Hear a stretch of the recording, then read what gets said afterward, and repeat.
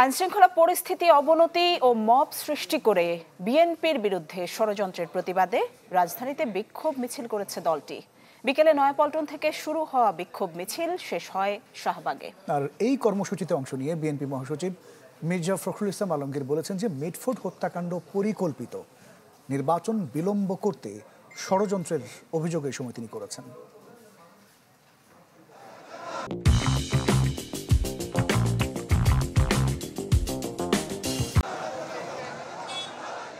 সারা দেশে আইন শৃঙ্খলা পরিস্থিতির অবনতি ও মব সৃষ্টির অপচেষ্টার প্রতিবাদে বিএনপির এই মিছিল। এতে অংশ নেন দলটির মহাসচিব সহ ঢাকা মহানগরের বিভিন্ন পর্যায়ে নেতাকর্মীরা। এ সময় বিএনপির মহাসচিব বলেন, নির্বাচনকে সামনে রেখে চক্রান্ত চলছে। অভিযোগ করেন, দেশকে অস্থিতিশীল করে আবারও রাজনৈতিক বিভাজন সৃষ্টির চেষ্টা করছে একটি মহল। বাংলাদেশে এই 26শে ফেব্রুয়ারিতে নির্বাচন হতে হবে, যেটা আমাদের তারেক রহমান সাহেব প্রধান উপদেষ্টার সঙ্গে লন্ডনে আলাপ করে ঠিক করেছেন। এর কোনো ব্যতিক্রম হবে না। আর তারপরে তোদের মাথা বিগড়ে গেছে যখন প্রধান উপদেষ্টার সঙ্গে তারেক রহমান সাহেব নিশ্চিন্ত করে ফেলেছেন যে এইবার নির্বাচন হবে, তখন থেকেই তাদের মাথা বিগড়ে গেছে। এর আগে নয়াপল্টন থেকে মিছিল করে ছাত্রদল। সে সময় সংগঠনটির শীর্ষ নেতারা দাবি করেন, বিএনপি ও তারেক রহমানের বিরুদ্ধে ষড়যন্ত্র করছে একটি গুপ্ত সংগঠন। ক্যাম্পাসগুলোতে মব তৈরির বিরুদ্ধে যে মব ক্রিয়েট করা হচ্ছে গুপ্ত সংগঠন কর্তৃক, তার বিরুদ্ধে আমরা আজকে প্রতিবাদ জানাচ্ছি রাজপথে।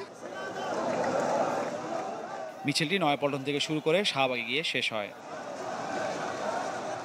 সোমবার সকালে গুলশানে সংবাদ সম্মেলনে কথা বলেন বিএনপির মহাসচিব মির্জা ফখরুল ইসলাম আলমগীর। বলেন, মিটফোর্ড হত্যাকাণ্ডকে রাজনৈতিক স্বার্থ সিদ্ধির জন্য ব্যবহার করে নির্বাচনের পরিবেশকে বিঘ্নিত করার পরিকল্পনা কিনা তা সন্দেহ রয়েছে।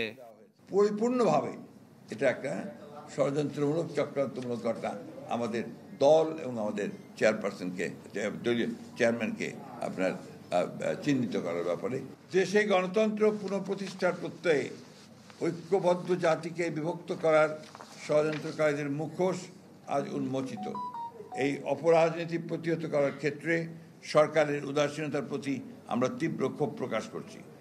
বিএনপির মহাসচিব আরও জানান, এই হত্যাকাণ্ড অনুসন্ধানে বিএনপির পক্ষ থেকে গঠিত তদন্ত কমিটির প্রতিবেদন জনসম্মুখে প্রকাশ করা হবে। যদি কোনো বাধা আসে তবে সেটা আমরা ঐক্যবদ্ধ গণতান্ত্রিক শক্তির মাধ্যমে প্রতিহত করব ইনশাআল্লাহ।